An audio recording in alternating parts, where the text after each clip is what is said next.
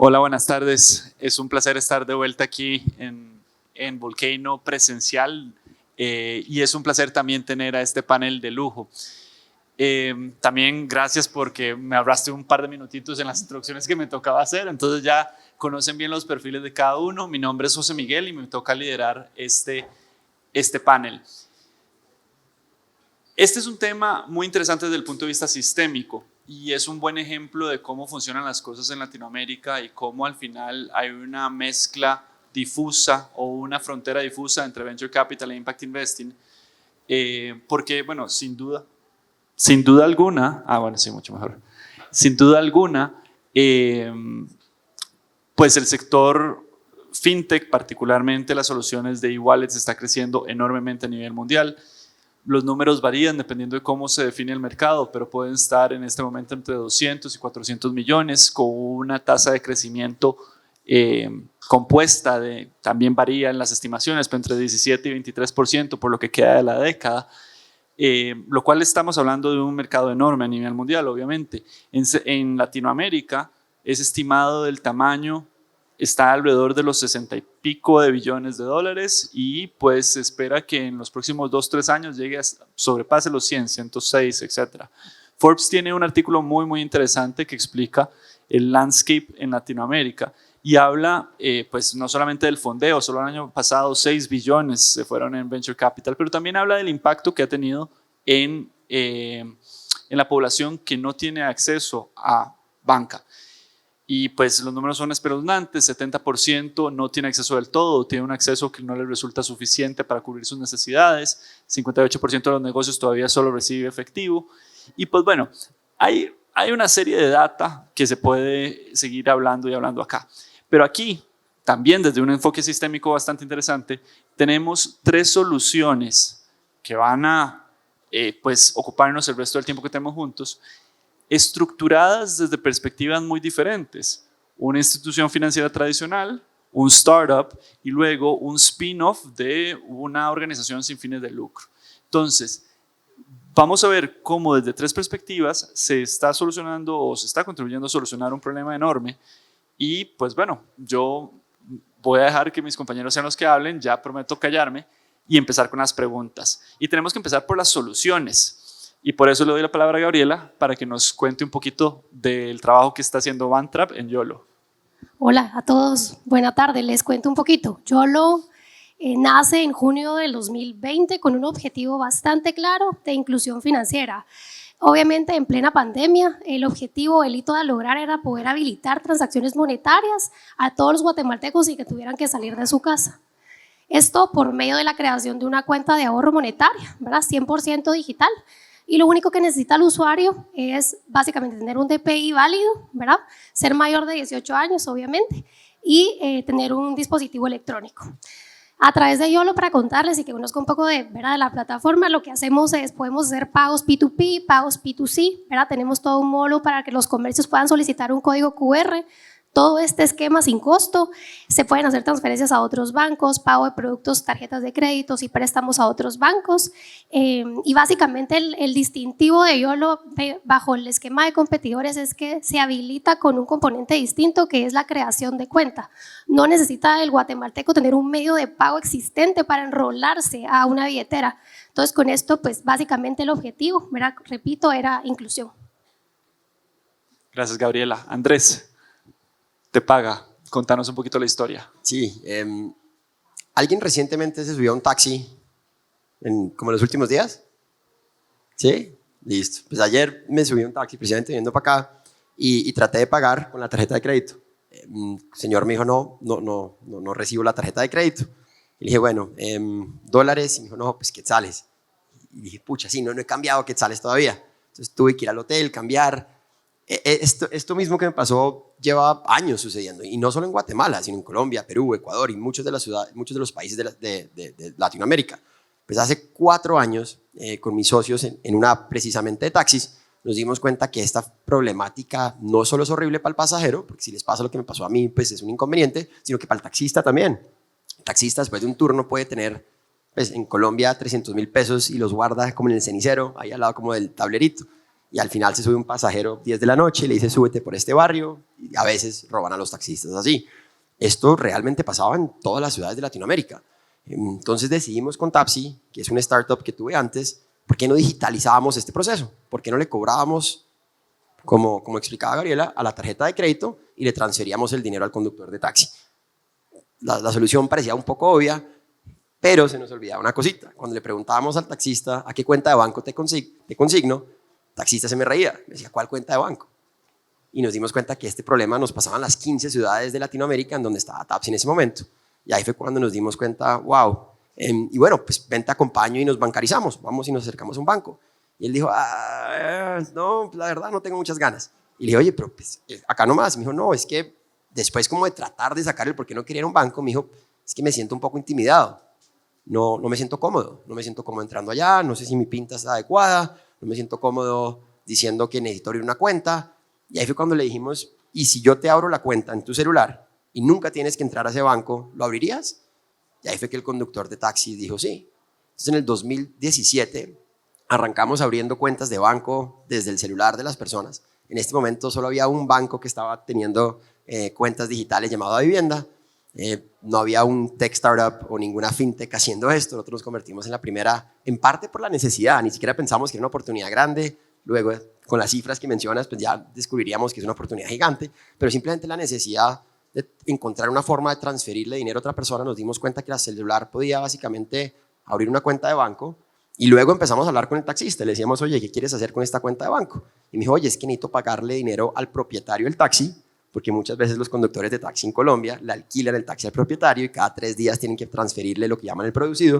Entonces nos dimos cuenta que si creábamos lo que llaman el peer-to-peer, transferirle a otra persona, pues esa sería una propuesta de valor interesante para el taxista.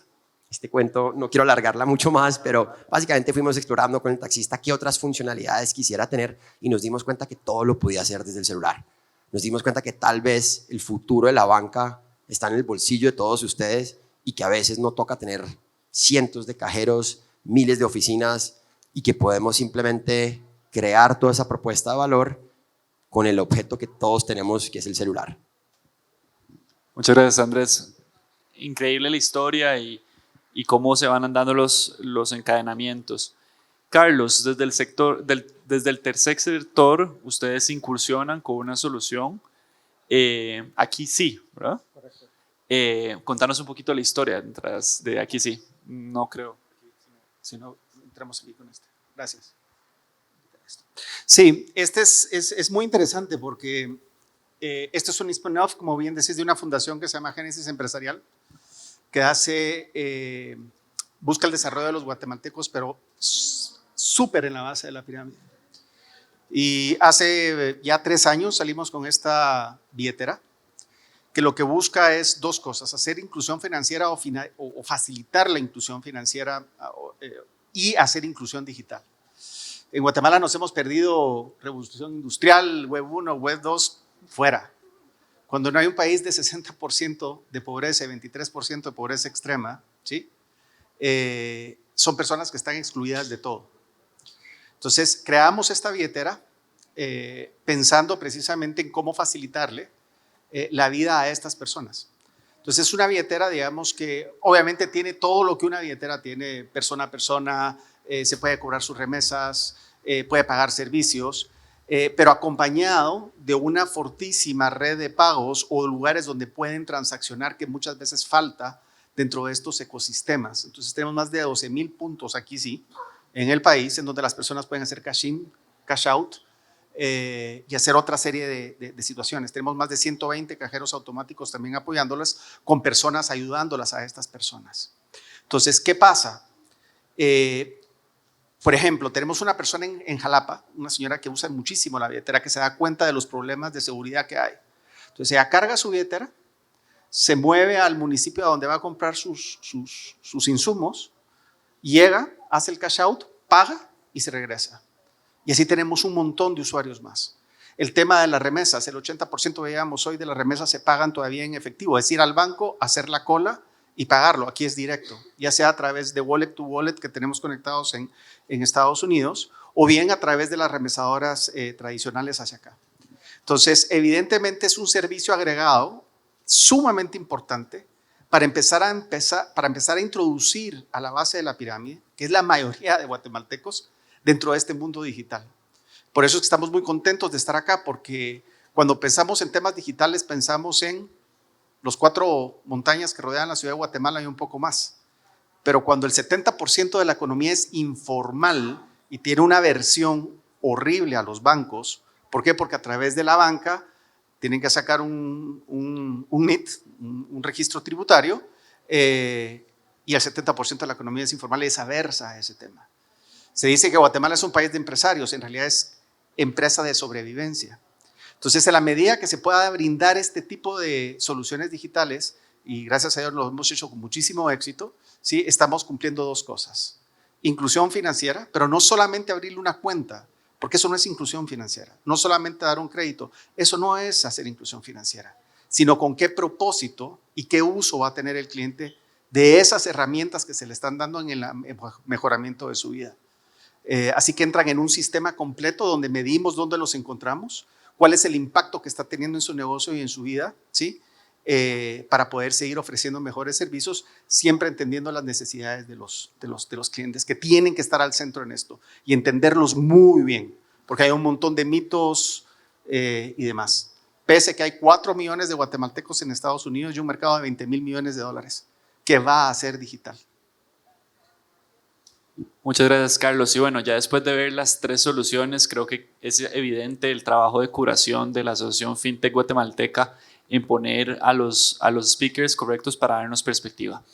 Y como línea de base de discusión y tomando en cuenta que tenemos dos productos centroamericanos, guatemaltecos, y uno colombiano, quisiera preguntar por retos. Si tuvieran que describirlos, ¿qué los mantiene despiertos en la noche cuando piensan en las soluciones que representan? Bueno, de mi parte considero que tenemos tal vez 4 no retos, sino oportunidades. La primera diría que es la creación de un ecosistema, y es que el usuario o el guatemalteco en este caso encuentre sentido a descargar una aplicación porque entiende su esquema y porque tienen dónde usar esa aplicación, ¿verdad? Fracasamos en el intento de hacer un proceso digital, ¿verdad? De crear, pero no hay un ecosistema en donde se use. Entonces, esa creería que es una oportunidad bastante importante. La segunda diría la cooperación con el ente regulador. Para el diseño de productos, a veces hay mucha intención de crear productos digitales, pero resulta que se deben de cumplir muchísimos pasos y esto no siempre favorece la experiencia del cliente, ¿verdad? A veces el UX no es el ideal, ¿verdad? El UI no es el ideal. Tercero, diría que la parte de educación es básica, ¿verdad? Inclusión financiera, ¿por qué debe bancarizarse? ¿Cuál es el sentido de bancarizarse? ¿Dónde están los beneficios de poder, ¿verdad? Estar en un ecosistema, ¿verdad? O en una alternativa digital o en un banco, ¿verdad? En una fintech, ¿qué beneficios son los que tiene? Y el último diría que es el acceso a internet, ¿verdad? Hay muchos dispositivos en Guatemala, sabemos que hay más dispositivos, ¿verdad? Electrónicos que habitantes, sin embargo el acceso a internet no es algo que podamos garantizar, principalmente cuando hay que descargar una aplicación y esa aplicación consume los datos del cliente. Eso sería mi parte. Gracias, Andrés. ¿Cómo complementas desde la perspectiva colombiana? Imposible complementarlo, creo que eso es exactamente copy-paste, pero no, si quieren les cuento dos anécdotas de lo que acaba de decir Gabriela. Le hicieron esta pregunta, de hecho, al presidente del banco más grande del mundo, o de la banca más grande del mundo, que se llama JP Morgan. Entonces le preguntaron al señor Jamie Dimon, Jamie, ¿cuáles son los retos o qué te mantiene en vilo por las noches? Y el man dijo, Silicon Valley. Silicon Valley viene para acá y lo que mantiene en vilo son las empresas de tecnología, porque ellos ya han amasado una cantidad enorme de usuarios. Es decir, Amazon ya tiene más usuarios que JP Morgan, Chase. Tienen más data, tienen más acercamiento con ellos. Entonces, realmente el reto acá es entender que no solo van a ser los mismos 300 bancos de Estados Unidos compitiendo contra ellos mismos, sino que van a ser tal vez actores que están tratando de solucionar el problema de una forma distinta. Y creo que por lo menos en Colombia, parte de los bancos han tratado de decir cuáles son los activos que tenemos, oficinas físicas, y tratemos de hacer que el consumidor entre a nuestra oficina. Y creo que es el mindset que Silicon Valley rompe y dice todo lo contrario. ¿Dónde vive el usuario? ¿Qué página se mete?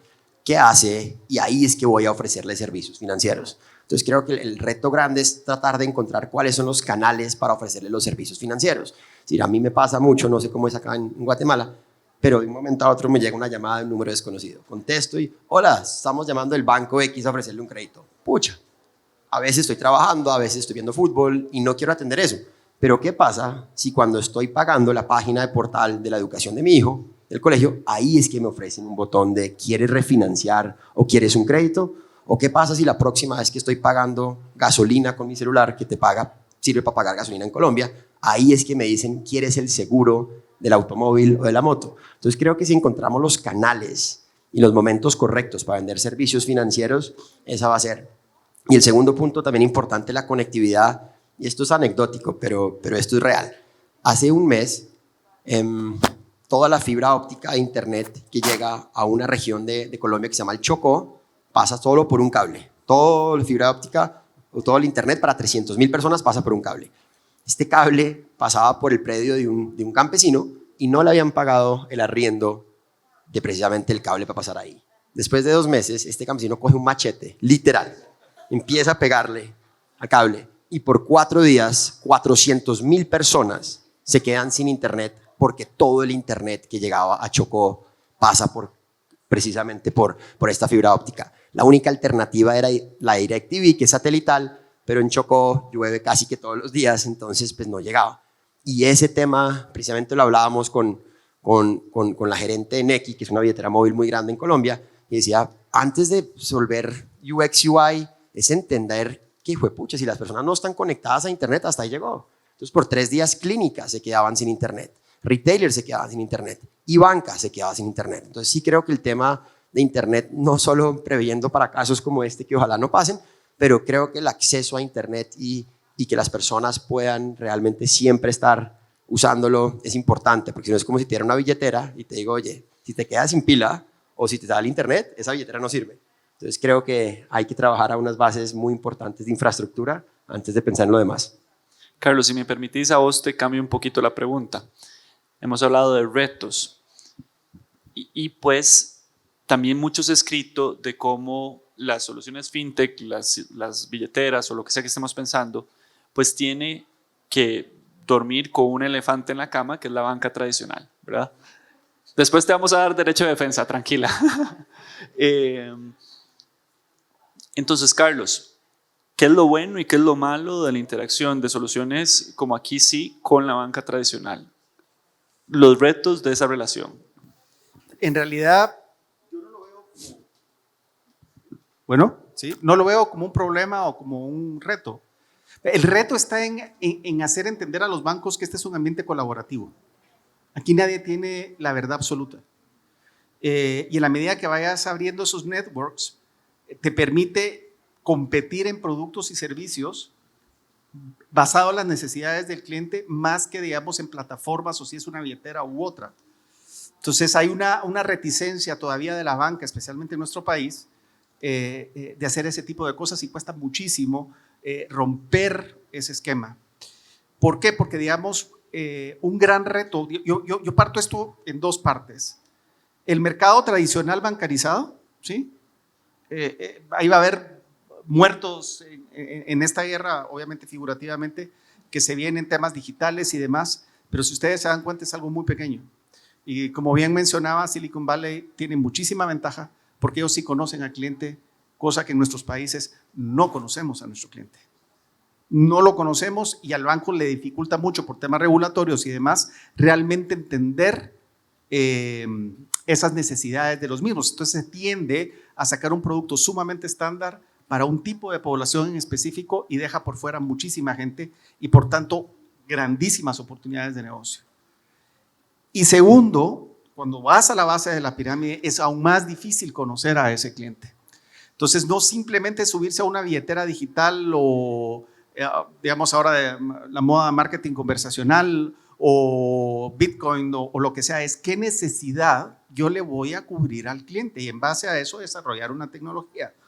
Si la tecnología no está disponible, pues tal vez no es el momento.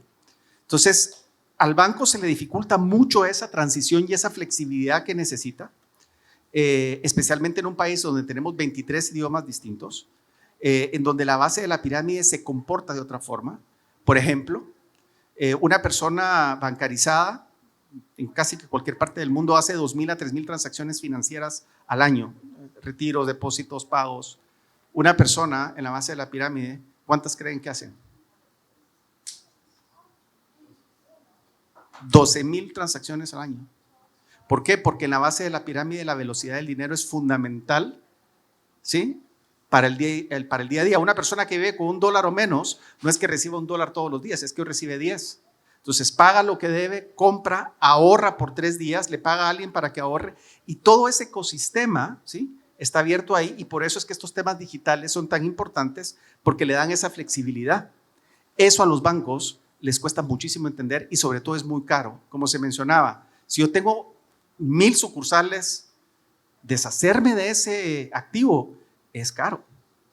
Entonces me cuesta mucho llegar a ese consumidor final, a ese cliente final, entenderle y darle una solución. ¿Para qué? Para un ticket promedio de 8 quetzales. Entonces, más que un reto es cómo vamos ajustando el sistema, entendiendo que cada quien va a ser especialista en algo. Y el tercer gran reto que sí veo yo, tanto que si yo fuera banco, como nosotros como microfinanciera, sí estamos muy asustados, es el mal uso de todas estas herramientas de inclusión financiera, entre comillas, que vienen muy promovidas con fintechs, que son créditos mal dados. El ejemplo, por ejemplo, es M-Pesa en Kenia, perdón, ahí sí es importante. Es un caso lindísimo de digitalización, digamos. Crean un banco, pero el 40% de créditos que M-Pesa da en Kenia lo usan para gambling, para juego. Entonces, el apetito de riesgo en digital es tan alto porque los costos son muy bajos y tienden a sobreendeudar a las personas y, lejos de hacer una inclusión financiera, hacen una destrucción financiera. Eso es un tema que hay que ponerle atención y darle un seguimiento real. Muchísimas gracias.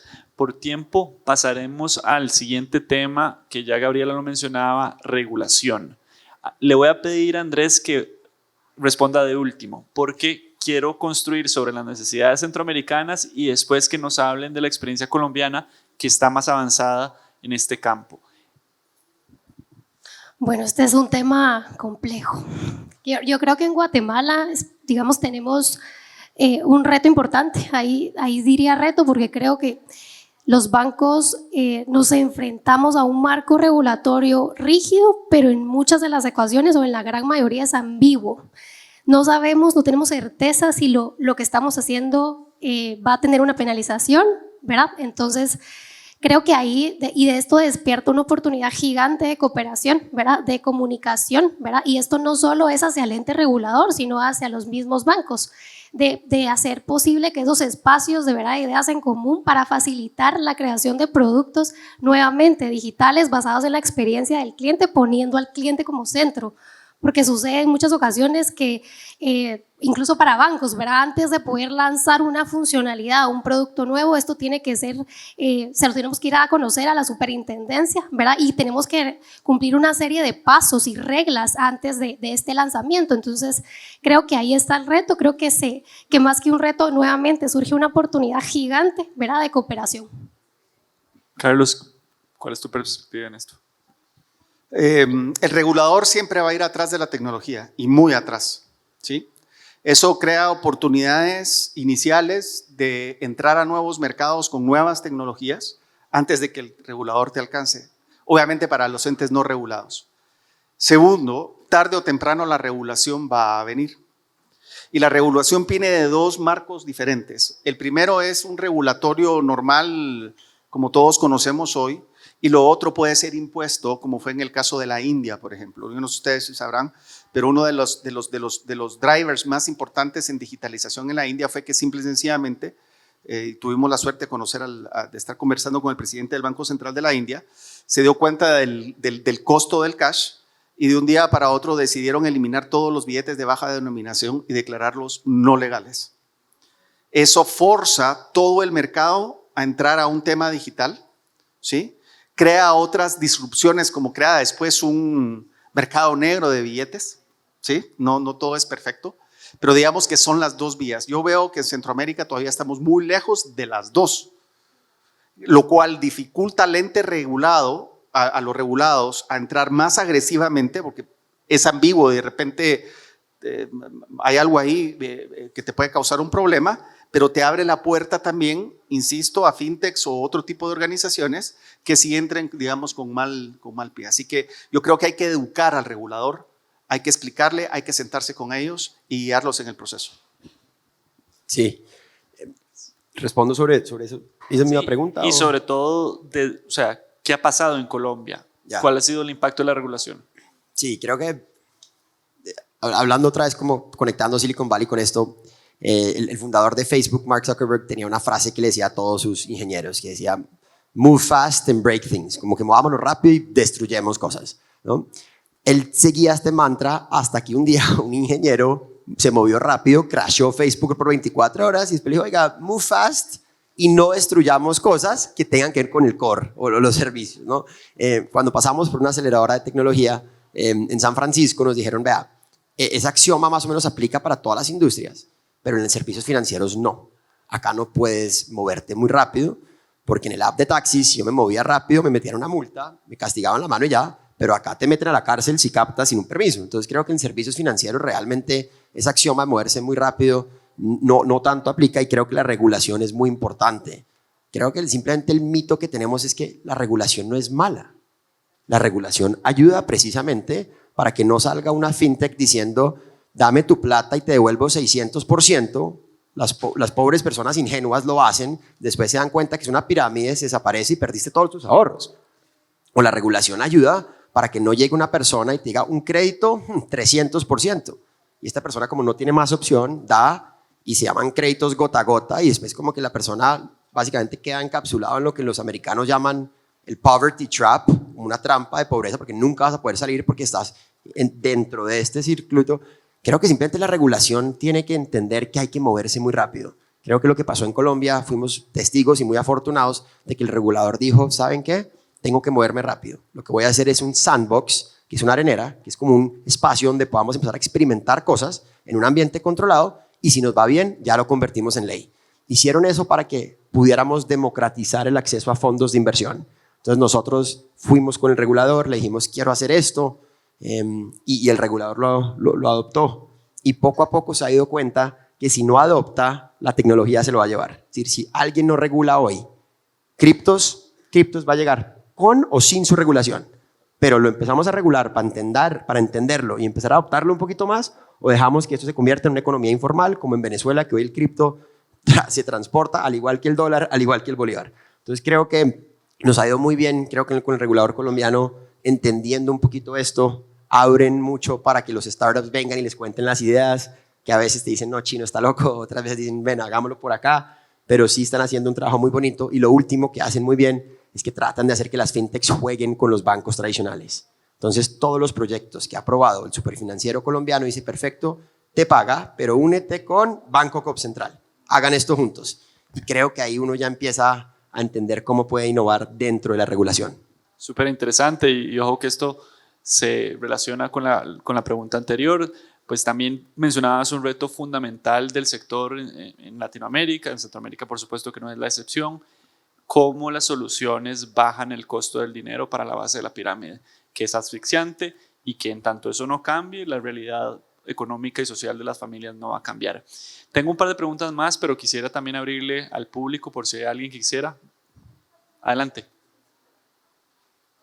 Decía que lo mejor o lo que se ha visto en Colombia es que la fintech se una con el banco con la fintech, y es la única forma en que la regulación quizás es un poco más flexible. En Colombia asumo que este es el caso, pero ahora en banca acá en Guatemala, en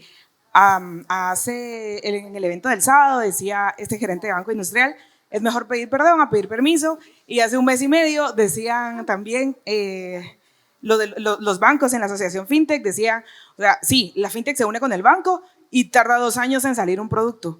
Entonces, ¿cómo hacer o qué acciones más tangibles recomiendan ustedes para unirse, para educar a la regulación? Porque es bonito decir eduquemos al ente regulatorio, pero ¿cómo? ¿Cómo hacemos que ellos mismos aceleren la forma de unirse y apoyar estas alianzas y ser más disruptivos y menos un tope, ¿verdad? Para que avance. Voy a responder muy rápido porque creo que tenemos poco tiempo.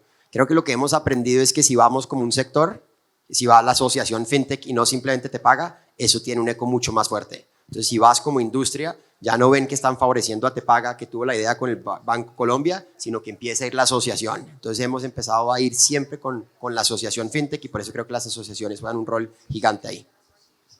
Muchísimas gracias por la brevedad también. Una pregunta muy rápido. ¿Alguien más? Bueno, cerremos con la historia del... ¿querés? Ok, perdón. Te quiero hacer una sugerencia. Yo creo que en la industria no es mentira decir que hay mucho ego, ¿verdad? Es difícil a veces unir a todos los bancos en un mismo lugar, pero creo que por ahí tenemos que empezar, ¿verdad? Sentarnos, pensar en alternativas, porque creo que contestando y defendiéndome un poco de la pregunta anterior, creo que es básico, ¿verdad? Unir esfuerzos y digamos que a mí me encanta el caso de Colombia y se lo mencionaba Andrés en algún momento porque realmente el ente regulador acompañó todo ese proceso y habilitó los espacios, pero si no se da eso básicamente buscar, digamos, esa comunicación y podernos sentar en una mesa, discutir ideas y ver en qué beneficia, porque creo que esto, más que ser un beneficio para el banco, que al final pues así se mueve, es un beneficio para los guatemaltecos y debe ser tratado. Muchas gracias, Gabriela. Para despedirnos, les quiero pedir que en una palabra nos resuman el futuro de las e-wallets. Una palabra. Y mientras van pensando, agradecerles a todos. Muchísimas gracias por la atención, la compañía. Y pues bueno, con esto se despide el panel. Una palabra, sí. Cashless. 2, está bien, vamos a ser generosos. Cashless. Cashless. Super app. Super app. Muchas gracias. Hasta luego.